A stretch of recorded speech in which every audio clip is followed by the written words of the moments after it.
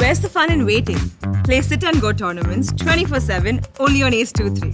This game involves an element of financial risk and may be addictive. Please play responsibly and at your own risk.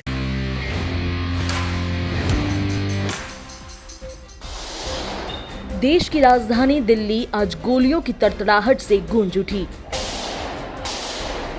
Rohini court में gang war देखने को मिला। कुख्यात gangster Jitendra उर्फ गोगी और उसके दो साथियों की कोर्ट में पेशी के दौरान गोली मारकर हत्या कर दी गई, जिसके बाद कोर्ट परिसर में शूट आउट हुआ और हमलावरों को भी मार गिराया गया।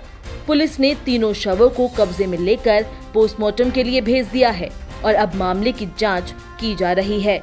बताया जा रहा है कि एनकाउंटर में टिल्लू गैंग के दो बदमाशों को मार गिराया गया।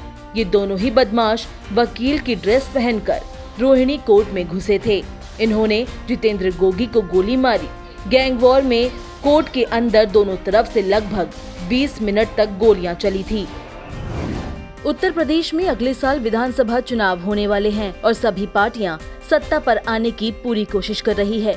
2022 में होने वाले विधानसभा चुनाव पर सभी की नजर टिकी हुई है। वहीं उत्तर प्रदेश में सभी पार्टियां जातीय समीकरण भी बैठाने में जुट गई है। सभी पार्टी अपना वोट बैंक मजबूत करने में लगी है और इसी बीच बीजेपी ने ऐलान किया है कि उत्तर प्रदेश चुनाव के लिए भारतीय जनता पार्टी और निषाद पार्टी मिलकर चुनाव लड़ेंगे। बीजेपी और निषाद पार्टी की तरफ से प्रेस कॉन्फ्रेंस करके ये जानकारी दी गई। दोनों के साथ साथ अपना दल भी गठबंधन में शामिल है। मीटिंग में बीजेपी प्रदेश प्रभारी धर्मेंद्र प्रधान, प्रदेश अध्यक्ष स्वतंत्र देव सिंह के साथ साथ निषाद पार्टी के संजय निषाद भी शामिल थे। धर्मेंद्र प्रधान ने कहा कि 2022 का यूपी विधानसभा चुनाव काफी अहम है। प्रधानमंत्री नरेंद्र मोदी और मुख्यमंत्री योगी आदित्यनाथ पर जनता को भरोसा है। 2022 के चुनाव में बीजेपी सफल होगी। हालांकि धर्मेंद्र प्रधान ने सीट बंटवारे को लेकर कोई ऐलान नहीं किया। कहा जा रहा है कि सीटों को लेकर बातचीत भी लगभग तय हो चुकी है, पर इसका ऐलान केंद्रीय नेतृत्व के साथ मंथन के बाद किया जाएगा।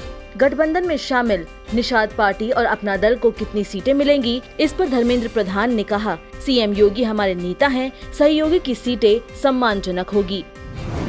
कोरोना के मामलों में लगातार उतार चढ़ाव जारी है। इसी बीच स्वास्थ्य मंत्रालय ने कहा है कि कोरोना अभी भी गया नहीं है। जरूरी है कि हम अभी भी कोविड व्यवहार को बनाए रखें। हम ये भी सुनिश्चित करें कि कोविड वैक्सीनेशन के विस्तार में तेजी से बढ़ावा हो। जो नए मामले सामने आ रहे हैं, उसमें से ज्यादातर मामले केरल और महाराष्ट्र से आए हैं। स्वास्थ्य मंत्रालय के अधिकारियों ने कहा है कि देश में कोविड-19 की दूसरी लहर अब भी जारी है। भले ही रोजाना नए मामलों में कमी आ रही है, लेकिन कोरोना से हमें अभी भी सतर्क रहना होगा।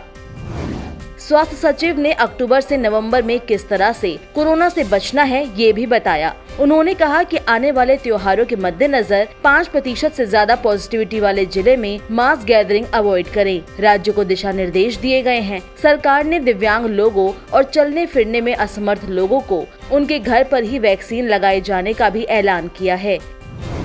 देश में पिछले 24 घंटे में 31,382 नए केस सामने आए और 318 लोगों की मौत हो गई। अब तक कुल 4,46,368 लोगों ने कोरोना के कारण अपनी जान गंवा दी। एक्टिव केस की बात करें तो ये कुल मामलों का 0.89% है, जो मार्च 2020 के बाद सबसे कम है। फिलहाल देश में 3,01,62 सक्रिय मामले हैं। बता दें कि पिछले 188 दिनों में एक्टिव केस की तादाद आज सबसे कम हुई है। देश में कोरोना रिकवरी रेट 97.78% है। पिछले 24 घंटे में 32,542 मरीज ठीक हुए हैं। वीकली पॉजिटिविटी रेट 2.07% है, जो बीते 91 दिनों से 3% से नीचे बनी हुई है। वहीं डेली पॉजिटिविटी रेट 2% है। ये पिछले 25 दिनों से 3% से नीचे है। देश भर में कोरोना वैक्सीनेशन की बात करें तो पिछले 24 घंटे में 72,20,642 डोज दी जा चुकी है, जिसके बाद कुल वैक्सीनेशन का आंकड़ा 84,15,18,026 हो गया है।